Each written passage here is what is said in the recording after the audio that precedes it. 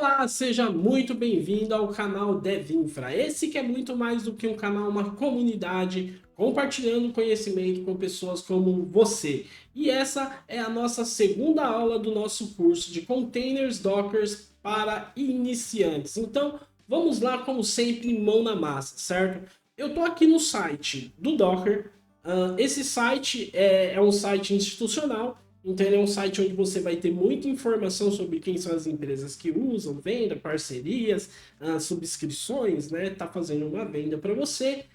Mas aqui uma coisa que é muito importante, tá, pessoal? Qualquer ferramenta que a gente vai utilizar, teve alguém que desenvolveu. Essa pessoa que desenvolveu, quando essa ferramenta ela se torna popular, e ela passa por alguns padrões para se tornar open source, uma das coisas principais é a documentação. Então, não deixe de consultar a documentação oficial. Então, aqui no site do Docker, você pode vir aqui em Developers e aí vai ter aqui Documentation, tá? Ele vai abrir aí essa documentação e a partir dessa documentação eu vou falar uma coisa para você. Você pode aprender qualquer coisa sobre Docker. É claro que muitas coisas sem contexto acaba ficando muito vago e é por isso que a gente vai falar aqui nessa aula, certo? Então, vamos aqui iniciar.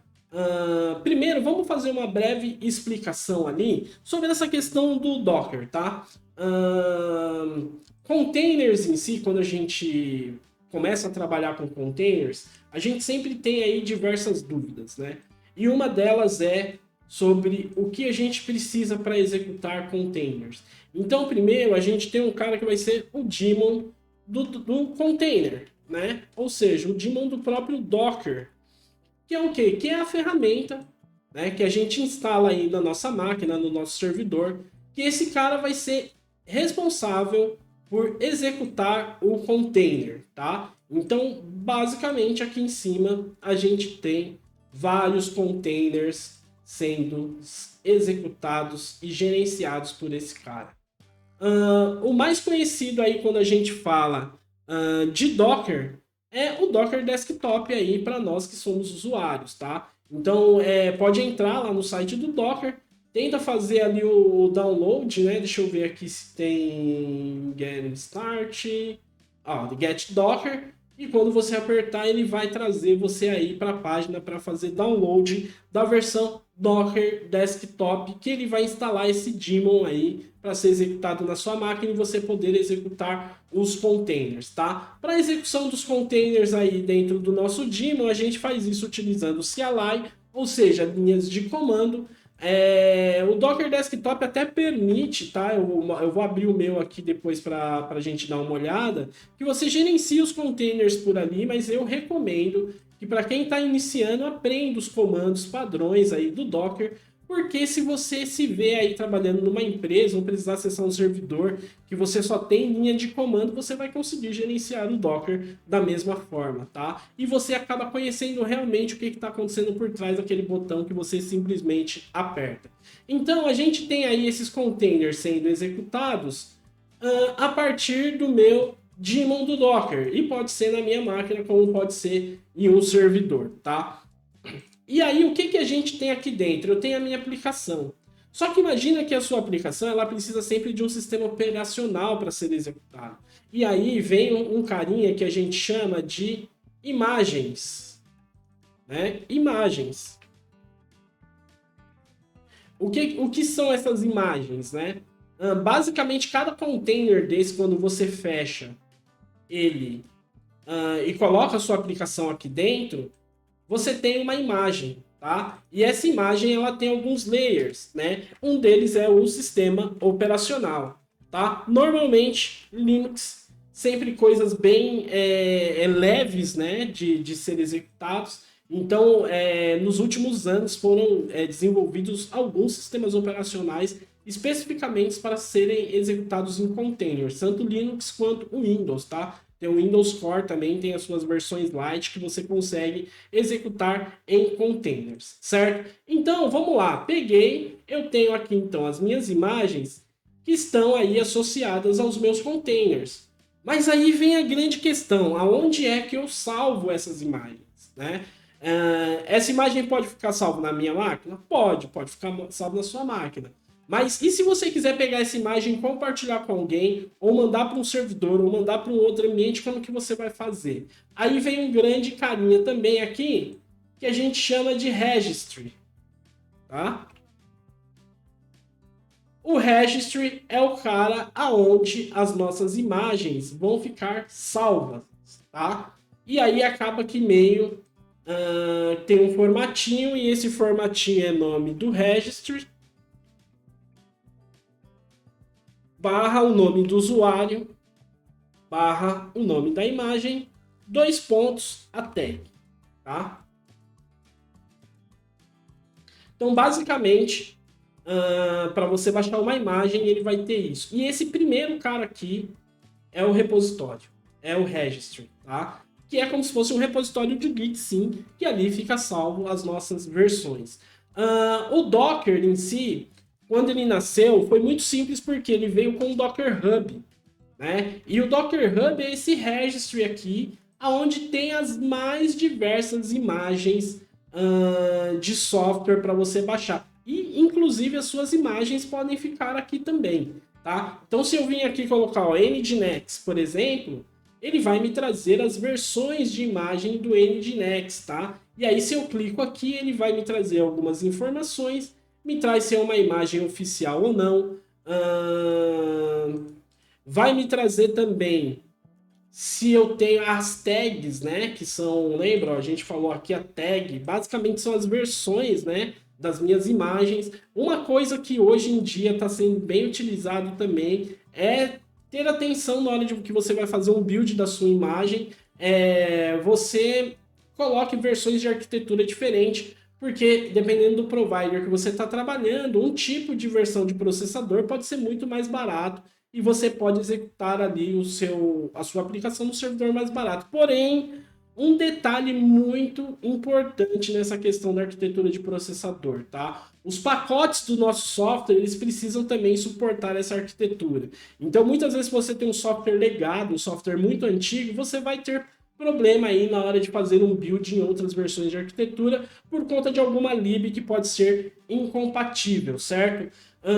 E aí, então, para fazer também salvar essas imagens, eu uso alguns processos, né? E um dos processos que eu uso é o build, né? Eu tenho que fazer um build dessa imagem, eu tenho que construir ela, né? Ou seja, eu tenho primeiro aqui um build que é feito ali do meu daemon. E aí eu vou até trocar aqui. E esse build, ele gera uma imagem que salva lá no meu registry com o nome, que depois eu posso vir aqui e recuperar esse cara dentro do meu servidor utilizando o meu daemon, utilizando aí, eu vou até apagar esse cara e vou replicar aqui o nome, porque agora é o processo de pull, certo? E aqui é um processo de push. Então eu tenho build, gero a minha imagem, faço um push para o meu registry. Quando eu quero recuperar, eu vou lá e faço um pull para o meu registry, que depois esse cara me retorna a minha imagem Docker sendo executada, tá?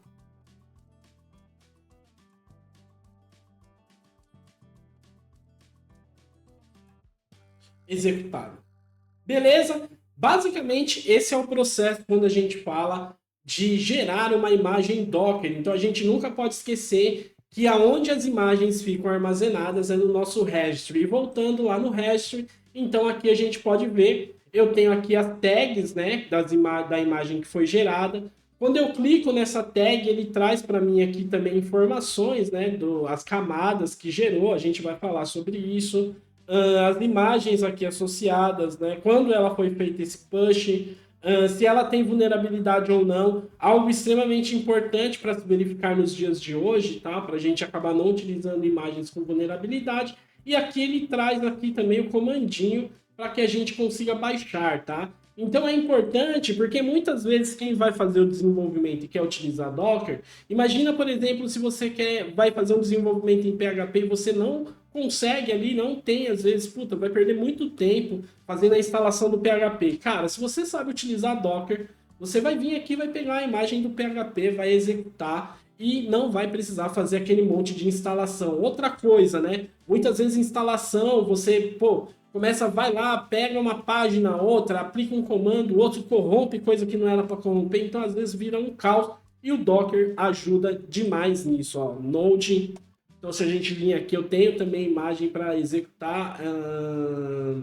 serviços aí que foram desenvolvidos em Node e tem de tudo aqui dentro, tá bom? É extremamente importante, vocês vão ver que durante esse curso a gente vai utilizar bastante. Lembrando que o nosso registry hoje, tá? A gente não tem ele só no Docker Hub. Hoje, basicamente, na AWS, no Google e no Azure, dentre outros, tá? Você também tem o registry próprio, o qual a I/O também, que é um registry bem utilizado e tem vários, tá? Mas hoje, de novo, tá? Pelo fato do Docker ter dado esse impulso de popularizar, ainda assim o registry mais utilizado é o do Docker. Se você decidir utilizar para sua empresa, muita atenção, porque você muitas vezes, se você não comprar um plano de subscrição ali do Docker, você não vai poder deixar as suas imagens privadas e todo mundo vai poder pegar a sua aplicação e sair executando por aí. Então, pesquise muito bem antes de escolher um registry. Se você já está na nuvem, utilize o que está lá dentro da nuvem, que está muito mais seguro, certo? Então, vamos lá. Aí você pega, você tem aqui como fazer a instalação. Então, se eu clico aqui para o Windows, ele vai me trazer aqui ó, o pacote, se eu quero para ARM, tá vendo? Ó, hoje em dia já está tudo vindo com, igual o Mac, que você tem lá o processador M1, M2, ó, que são os processadores Silicon da Apple. Então, muito fácil, é só seguir esse cara. E de novo, pessoal, lembrando, mas o site tem como colocar em português? Vai lá, utiliza o Google Translate, não perde a oportunidade de aprender algo só por conta da língua. Hoje, isso não pode ser mais desculpa para ninguém aprender nenhuma tecnologia ou talvez aprender qualquer coisa aí que esteja em outro idioma, tá bom? E aí, você seguindo esse passo, você vai conseguir utilizar o Docker. Porém, durante esse curso, nós iremos utilizar um cara chamado Docker Playground, tá? Então eu vou deixar o link também na descrição desse vídeo para você acessar o Docker Playground, mas basicamente esse cara, a gente não vai precisar instalar nada do Docker na nossa máquina e a gente vai conseguir aí executar todos os laboratórios que a gente precisa totalmente na web. Você também vai poder utilizar aí na sua casa, que vai facilitar bastante o aprendizado. Ao invés da gente ter aí uma aula falando sobre instalação, a gente já consegue aproveitar esse tempo para fazer qualquer outra coisa também, certo? Então, eu te espero na próxima aula para a gente começar a executar bastante comandinho e aprender realmente como o Docker funciona. Bom, deixa o seu like, compartilha com os amigos, certo? E eu agradeço muito a você que ficou até aqui. Não esquece de dar aquele joinha, fortalece muito a gente aqui no canal, certo? Eu espero vocês na próxima aula e até mais.